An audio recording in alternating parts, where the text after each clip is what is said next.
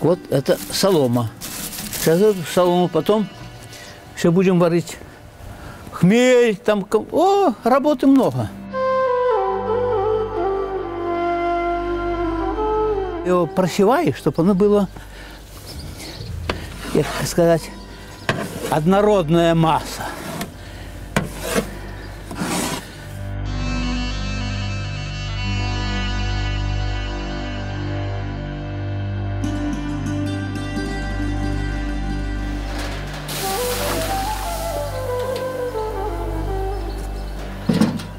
Вот привезли ячмень, потом его замачиваешь, намочишь, сутки оно будет мокнуть.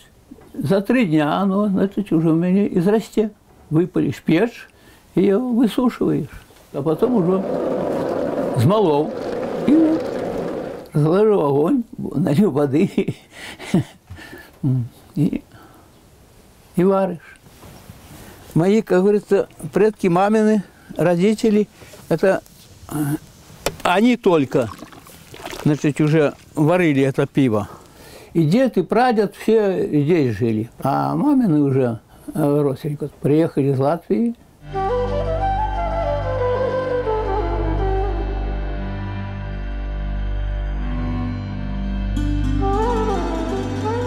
Сейчас я достану хмель.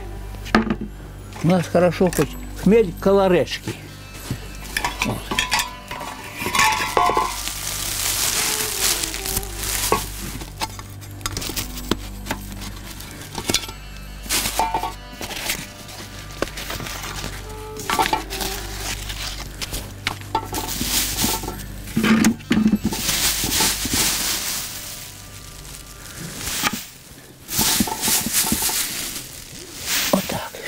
На солому посыплю хмель, а тогда уже это, когда уже заварится с камель, тогда буду заливать сюда.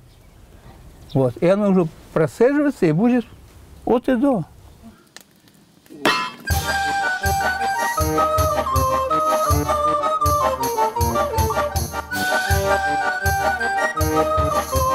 Сейчас заварится, будем сюда заливать. Водой заливать, чтобы оно, значит, уже сделать сусло, разбухло. А потом еще вот добавляешь камни. Вот. Потому что если оно не перекипятит, ничего не будет. Фильтруется, оно уже через хмель, солома, оно уже набирает эту самую горкоту. И вот она после заливаешь, когда уже его, значит, смотришь так, на вкус.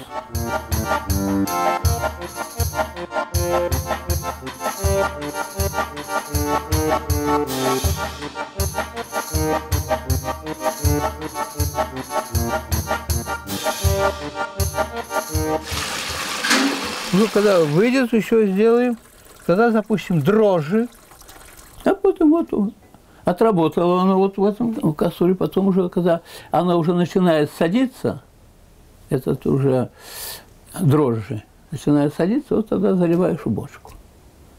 Вот. Заливаешь в бочку и все. И ждешь хорошего момента.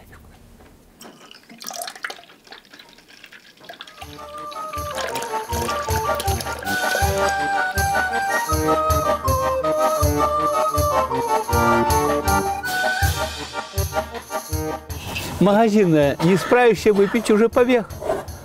Одна ж вода. А это будешь день пить. Ну, раз вы холостяки, как женатые были, вы бы так рано не спустили жонки, правда?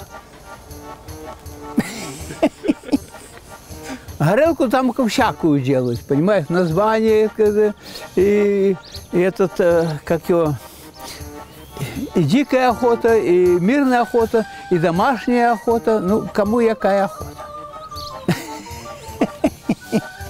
Попробуй, ты же просил першишка, ну и попробуй. Сколько корова дает молока?